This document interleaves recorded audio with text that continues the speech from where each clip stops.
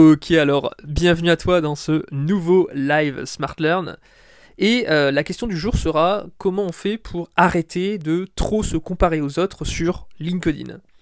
Ça va être un format que je vais totalement improviser et voilà, c'est un format que j'expérimente. Si dans les commentaires ça te plaît, n'hésite pas à me l'indiquer ou à m'indiquer tout autre sujet qui te plaît. Voilà pour ça, tu peux aussi, évidemment comme d'habitude, me rejoindre sur mon canal privé Telegram, dans lequel tu as un accès gratuit dans la description de cette vidéo, et tu es libre de t'abonner, de me suivre, pour accéder aussi à mes meilleurs contenus surprises. Voilà, pour ça, on va commencer.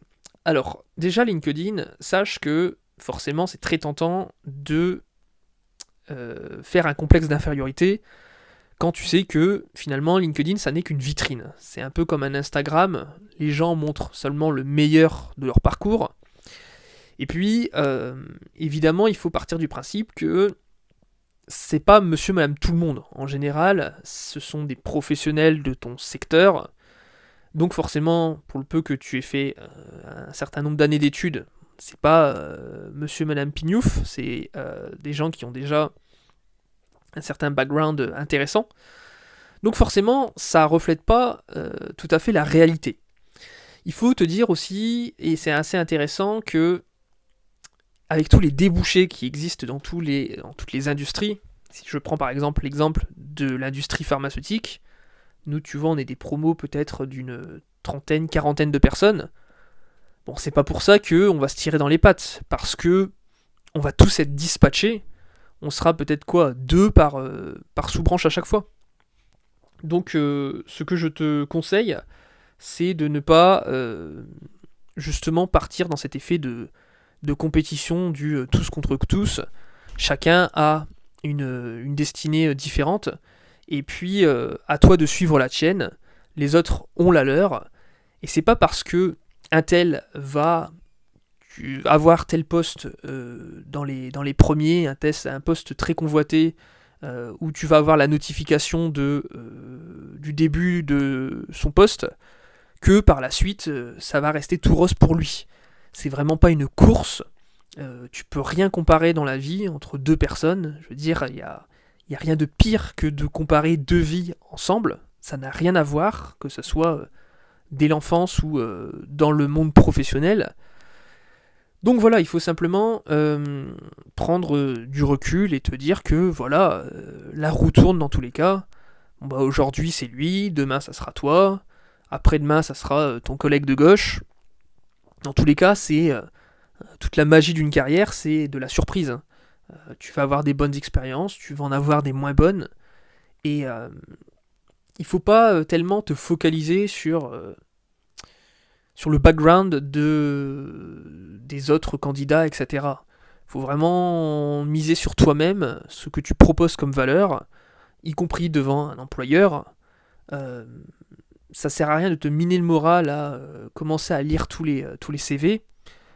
Simplement, voilà, tente ton approche, montre aussi que tu as su grandir au niveau de tes expériences. C'est un peu cette idée finalement de se dire que la seule comparaison à qui la seule comparaison que tu puisses effectuer finalement, c'est toi, c'est ton toi du passé. Et dans le cas si la réponse à ta question est est-ce que j'ai réussi à devenir une meilleure version de moi-même, j'ai eu la sensation de progresser, si cette réponse est oui, eh bien c'est déjà gagné en soi. Voilà pour ça. Garde aussi en tête que tu peux tout à fait sur LinkedIn demander aux gens d'être ton mentor. Si tu as face à toi un parcours qui est super inspirant, bien plutôt que te demander comment il a fait pour faire ça, demande-lui en face, tu vois. Je veux dire, les gens adorent parler d'eux, donc voilà, ils vont se faire un plaisir de te raconter leur parcours. Et puis, toi, simplement, voilà, prends des notes, sois actif, pose des questions. Il y a très peu de tabous finalement.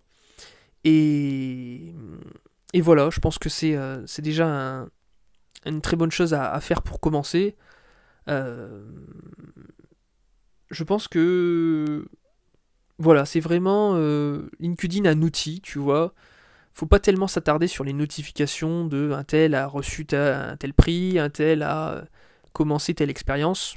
Vois-le plutôt dans tout ce que ça peut t'apporter au niveau du cercle de contact, au niveau du contenu qui circule, tous les articles qui sont rédigés.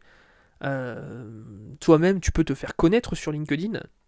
Tu vois, c'est pas simplement attendre qu'on vienne te chercher. Il faut vraiment être proactif et puis toi-même montrer aux gens que tu as un certain contenu, à une certaine plus-value, des choses à apprendre aux gens.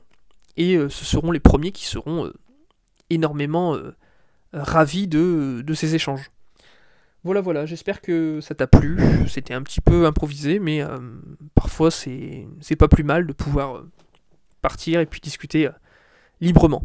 Si jamais ça t'a plu, tu peux me rejoindre sur mon canal Telegram privé, donc tout de suite, ou bien prochainement dans mon prochain live Smart Learn sur YouTube. Voilà, je te dis à très bientôt, bon courage pour la suite, et puis prends soin de toi. Ciao ciao.